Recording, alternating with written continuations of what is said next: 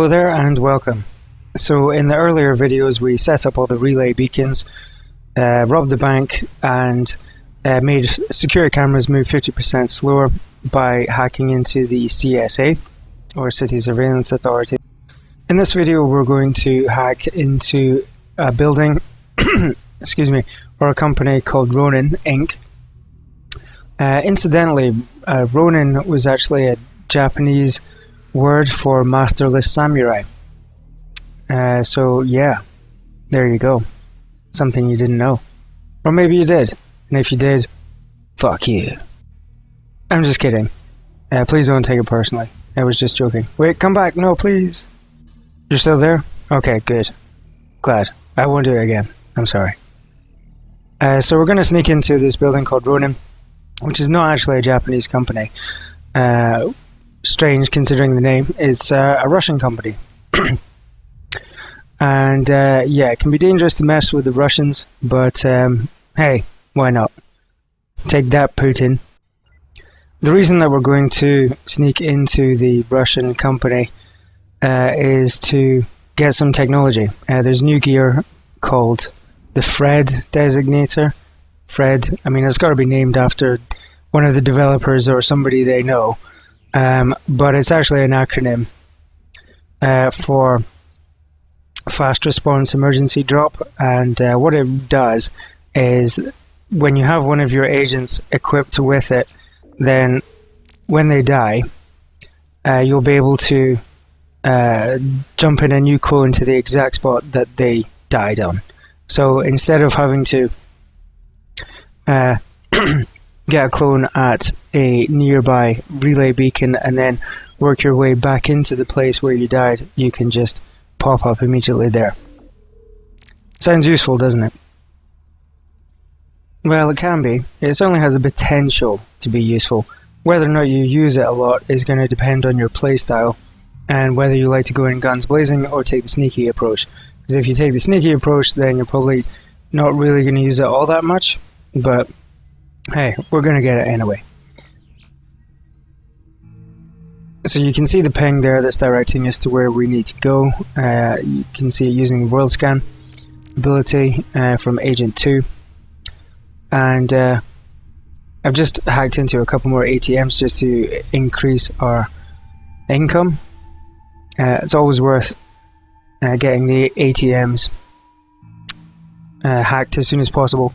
Some of them will require hacker levels that are higher, and the ones that do will hack more slowly and will at the same time give you more money as well when you hack into them. But we've got nothing else to research at the moment, so it's just nice to build up our income. So not going to go around hacking all of them now, just as and when they come along. And this is the front gate where we need to go in. There is another entrance, but it's miles away and it's a harder route. Really, this is much more direct, so this is the way we're going to go in. For this mission, we really just need our hacker to get us in the door, and then our infiltrator to get upstairs and into the building. I just need to time it right so that the infiltrator doesn't get spotted by the security camera. As you can see, there are some guards and a drone that wander around, and they'll patrol outside as well, but they don't stay. They will come and then go. So once they've gone, you can just sneak upstairs. The security camera did actually spot me a bit there, but it doesn't matter, because as long as you move out of its range quickly, then it will actually just forget about you. You have a certain amount of time to move out of visual range before it raises the alarm, and if you do that, then it will just go back to patrolling normally. So there, we've got the thing. Was it a Fred processor? That's what it is. But just having the processor on its own doesn't give us the gear that we need. We also need to well, I'll just get this guy out of here first. Okay, I'll just make a run for it. Just make a run for it, and then there you can see it with a question mark above the security camera. But because I got out of there quickly, it didn't raise the alarm. Just go back to normal. And I think Infiltrator's got an extra skill point. Okay, what's going on here? I was already outside. They didn't see me go into the building, so why have they stopped me? Okay, I'm not sure.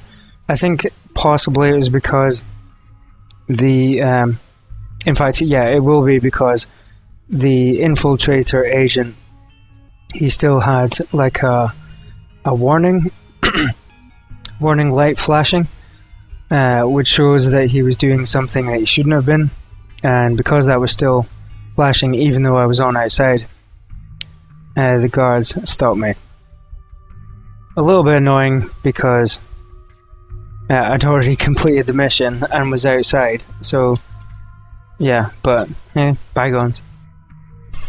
So we've got the processor, but in order to get the Designator, which is the actual gear, we'll need to hack 3 information terminals in order to triangulate something or other. 2 of the information terminals are out and about in the middle of the city, and we can just wander up to them and access them, because you can access them anyway. You don't actually need to hack them as such. It's not like ATMs where you're doing something wrong. So we won't get stopped or have a gun shoved in our face or anything like that, which is good. So yeah, we can just go out and find them. However, the 3rd terminal is in a military compound, which we're not supposed to be in. So we're not actually going to do it in this video, because the military compound is the last and hardest area of downtown to negotiate. So that's going to be covered in a later video, because the final mission in downtown is set in the military compound. So when we go in there to do that mission, then we'll get the last information terminal at the same time. No point trying to sneak into the military compound twice when you can just do it all in one single run. So that's what we're going to do. So we got the first terminal. Hooray! And before we go and get the second one, we'll just move down here, because there's another ATM for us to hack. And if you see another ATM, hack it. Why would you not? There's a security camera watching us like a hawk. So we just need to be a bit sneaky and time it right, and send in the hacker when the camera's not looking. Otherwise it'll go beep beep beep beep and you'll be in a world of shit. So hack it, and that's how it's done, boys and girls. If you were paying attention to what was happening on screen earlier in the video and weren't distracted by my monotone voice, then you will have seen that the Infiltrator had a skill point available to him after that mission into Ronin HQ. And I chose to use the skill point on his cloak ability. You definitely want the Infiltrator to have the cloak ability as soon as possible, and I would spam it as well. As soon as he levels up, get the clone ability. I said it again. Get the cloak ability increased as much as possible, because it's really useful, and you're going to use the Infiltrator a lot. In fact, you'll use him probably more than any other agent to sneak into buildings, because that's what he does. He sneaks into buildings. That's his raison d'etre. So cloaking, yeah, I said it right, will be very useful indeed. Essential, one might even say. Yeah. Yeah, so that ATM needs hacker level 4. He's only at level 2 at the moment, so we'll come back and get that at a later date. For now, we'll just send him through the door so we can get into the information point. Still can't see that researcher. We don't actually have anything to research at the moment, but it's useful to get them as soon as possible. You want to get a few. Yeah, because some weapons will need like 3 or 4 or more researchers at the same time, or they'll cost a lot of money. So that we've got the 2 that we can get now. The third one, as I say, is in the military compound, which we'll get later on, and that'll be in a later video. That's it for this one. I'll see you in the next one. Thanks.